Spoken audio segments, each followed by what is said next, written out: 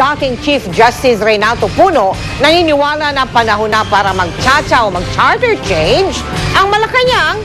Buo ang posisyon na hindi ito dapat gawing prioridad. Nakatutok si Ivan Mayrina. Now is the perfect time to rekindle this talk, for we have just elected a new president. Yan ang diretso at walang paligoy-ligoy na sinabi ni dating Supreme Court Chief Justice Renato Puno. Ito na nga raw ang tamang panahon para amyandahan ang saligang batas sa pamamagitan ng Constitutional Convention. Sa tingin ni Puno, kabilang sa mga kailangang baguhin ang komposisyon ng Judicial and Bar Council o JBC para hindi raw ito mahaluan ng politika sa pagsasala ng mga kandidato sa Korte Suprema at Court of Appeals. Dapat din daw limitahan ang mga kasong pwedeng iapila sa Korte Suprema. Change some of its dinosaur ideas, improve its institutional mechanisms, all with the end in view of strengthening our democracy. Pero si dating Supreme Court Chief Justice Hilario Davide Jr., iba ang paniwala. Having been a member of the Constitutional Commission of 1986, I certainly would feel that there is no need to amend it yet. Because there are many provisions there which could be implemented by law. Narinig na ng palasyong opinyon ni Puno. Narinig na rin daw nilang opinyon pa ng ibang personalidad na nag-uudyok na ituloy ng tsa-tsa. Pero hindi kumbinsido ang palasyo. Perfect timing po kasi, you have to couple that with the need. If there really is a need and if it is urgent at the moment. Yun po yung, hindi naman po pwedeng puro timing lamang. Kailangan pag-isipan din talaga kung meron hong pangangailangan at kung gaano ka-urgent yung pangangailangan na iyon. Bukod kay dating Chief Justice Puno, may mga kongresistang matagal nang gusto mag-tsa-tsa. Gaya ni Eastern Samar Representative Bene Bardone, kilalang dating kaalyado ni dating Pangulo at ni Congresswoman Gloria Arroyo.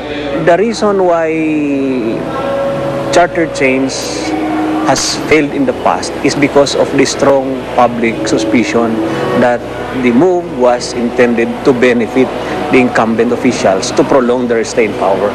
Ngayon wala ka masasabi ng ganyan eh. Pero iisang tanong ng marami, sakali raw bang magtagumpay ang tsa-tsa, pwedeng bumalik sa pwesto si Arroyo?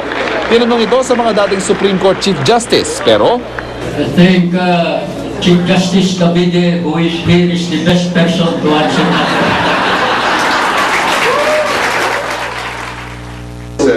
Pero sa basa raw ni House Majority Leader Boyet Gonzales, If we want to change the Constitution, the political structure of the Constitution, as set forth in the Constitution, that will never happen during my lifetime. dati ng posisyon ni Pangulong Aquino na hindi prioridad ng administrasyon niya ang pagbabago ng 1987 Constitution na nabuo noong panahon ng panunungkulan ng kanyang inang si dating Pangulong Corazon Aquino. Ivan Mayrina, nakatutok, 24 oras. Nakunan din ng ating mga News Cooper ang matinding epekto ng masamang panahon sa lalawigan ng Samar. Hindi lang po baha kundi pati ang pagguho ng mga bato mula sa bundok. Nakatutok si Josh Villanueva. Mga dambuhalang tipak ng bato ang humarang sa National Highway sa Palapag, Northern Samar. Nangyari raw ang rock slide nung isang linggo at nalis na rin ang karamihan sa mga bato. Pero ayon kay News Cooper Dasto Ergo, area engineer ng DPWH, may mga nahuhulog pa rin mga bato tuwing umuulan. May mga nakatalaga ng tauhan ng DPWH para magbantay sa lugar. Nalubog naman sa baha ang malaking bahagi ng Barangay Malinaw sa Taft, Eastern Samar. Ayon kay News Cooper Giovanni Sebreros, umabot ang baha sa ikalawang palapag ng kanilang bahay. Nagbaha rin sa bayan ng Borongan, kitang-kita sa mga litrato ni News Cooper Mark Lauren Anyo na mistulang malawak na ilog ang mga kalsada.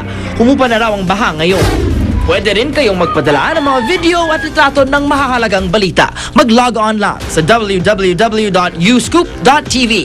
Para naman magpadala ng text o MMS, i-text ang scoop, space, message, space, ang inyong pangalan at address at ipadala sa 4627. Paalala lang po sa ating mga News Cooper, yun lamang po ang mga video at litrato na pagmamayari nyo mismo ang ipadala sa amin. Tandaan ninyo mga kapuso, basta may balita sa lugar ninyo, i-Scoop ninyo. Alam niyo bang may isang truck na naglalako sa Los Angeles sa California para mag-alok ng mga pagkain Pinoy ang sa Amerika? Yun po ang tinaguriang The Manila Machine na idea ng dalawang food vlogger na may lahing Pinoy. Nakatutok si Josh Villanueva. Mga pagkaing Pinoy kasalukuyang pumapatok ngayon sa Los Angeles sa Amerika. Ito ang Manila Machine, ang kauna-unang Filipino food truck sa LA. Idea ito ng dalawang food vloggers na sila Marvin Capultos at Nastasia Johnson. Purong Pinoy si Marvin, ngunit kahit laking Amerika, mga putahing Pinoy pa rin talaga ang kanyang paborito. I actually didn't become interested in cooking Filipino food until I moved out on my own and I missed my mom's cooking. Si Nastasia naman ay may lahing Pinoy at kinalakihan daw niya ang luto ng ina at lola ng parehong Pilipina. And it brought me close with my grandma. She started sharing her recipes, and the rest is where we're at now. Mula nang buksan ng Manila Machine, agad itong pumatok hindi lamang sa mga Pinoy, kundi pati sa mga Amerikano. I love the lumpia, I love the sauces, the marriage of flavors, it's unique. Excellent, excellent flavor. Sa katunayan, ilang beses na itong inirekomenda ng mga sikat na food blogs tulad ng Los Angeles Times. Kasama sa kanilang menu ang mga Pinoy classics tulad ng adobo, mga silog na breakfast at lumpia. Hindi naman mawawala ang sisig na ginawan pa ng Pacquiao version. Ginawa nila ito ng kalabanin ng pambansang Kamoo, si Margarito. Layon umano ng Manila Machine na lalo pang ipakilala ang pagkaing Pinoy sa Amerika. We hope this is we're the first in a long line of other Filipino ventures. Josh Villanueva, nakatutok, 24 oras.